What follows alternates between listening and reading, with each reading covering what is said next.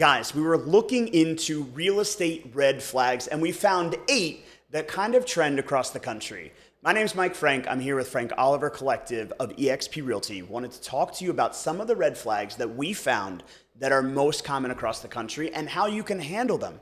The first one is, of course, an unusually low price. The most common comment that we get is, can we see this house? And I go, what house? It's not in your portal. It's not in the search that we created for you. Oh, it's $75,000 lower, $150,000 lower, even sometimes in excess of that. And always, when we find out a little bit more detail, that price is reflective of condition. It's reflective of the style of home as far as the type of sale that it's going to happen. Oftentimes, these are considered auctions or other forms of sale, but they come with additional fees and expenses, and it always looks too good to be true. So if the price is unusually low, that's going to be a big red flag that's going to encourage you to maybe take a deeper dive. How about the fact that there's inconsistencies or incomplete disclosures? Well, that's not something that we deal with too much here in Maryland because of our laws, but think about this. If a listing agent fails to provide disclosures, what else has the listing agent failed to do that may impact your ability to purchase that house? I mean, heck, if there's no disclosures, are they even letting the seller know of their rights and responsibilities? What's that process going to be like in working with that agent? Ironically, number 8 was a poor agent, poor communication, poor experience. Because whether you're the buyer's agent and the seller's agent is poor communication, or you're the buyer and your agent has a poor communication, that may impact your experience. It's going to stigmatize the home. It's going to stigmatize the whole process. And especially in a process that should be fun and exciting, you don't want to stigmatize it with poor communication.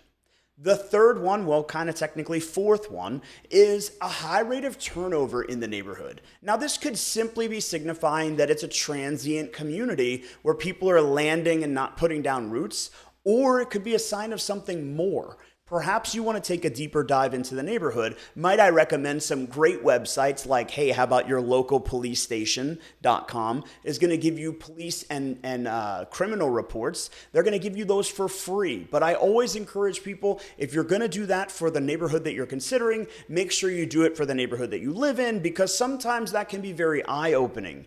Other things that can be happening in neighborhood is change around the community. What if there's large projects that you're not aware of, municipal concerns, or other government-related activity that maybe you haven't thought about? Change in the community, a high rate of turnover is a big one, followed only by evidence of visible neglect. This is one I see all the time, and I go, I don't feel like this is a great house for you. But of course, if it's in your portal and you love it, I might raise some points of emphasis, like this one doesn't have that third bathroom or the backyard slopes away. But I might not say things like the paint looks dirty from the pictures, or it appears that they haven't taken out the trash can in quite some time. Sometimes taking a deeper dive into the photos is the visible neglect that you need to pass over a property. Certainly when you walk through and you see visible signs of neglect, do you think that person is changing their HVAC filter? Probably not. So when you see something, it's often a sign of other things that you haven't even yet paid attention to. Big red flag here is the visible signs of neglect. The other thing to think about of a red flag would be if you're going through the process and you feel like your agent on the buy side or the sell side is encouraging you, is pushing you, is kind of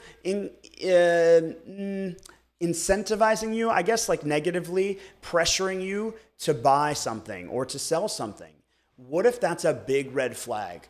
And it should be. Your agent should never make you feel like you're a burden on their time. Your agent should never make you feel like you're not good enough.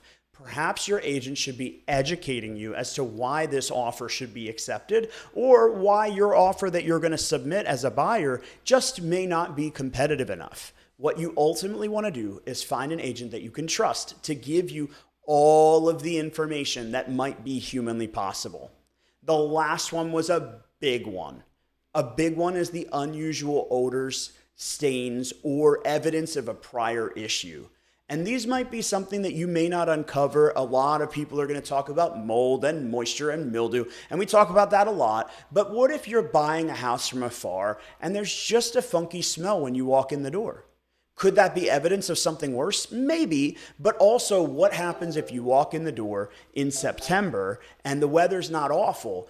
All winter long, you're buying this property, you're super happy, but come the spring, come the summer, like now time, those odors that were in the property at the time that your agent walked through it can really manifest themselves into a major problem, replacing carpet, replacing drywall, making a huge improvement. So where a small odor may not seem like a big concern, it's definitely something to take into account. Now, don't think that I'm running down the road of don't buy a house that smells like something.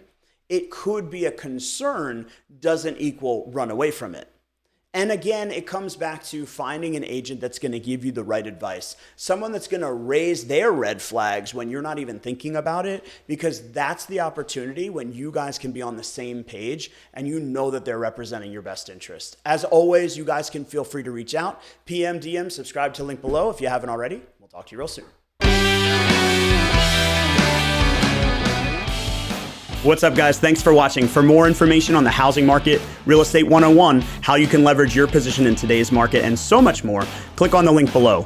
If you like this video or have a burning real estate question you'd like us to answer, leave us a comment and let us know. Don't forget to like and subscribe so you never miss an episode, and we'll see you again real soon.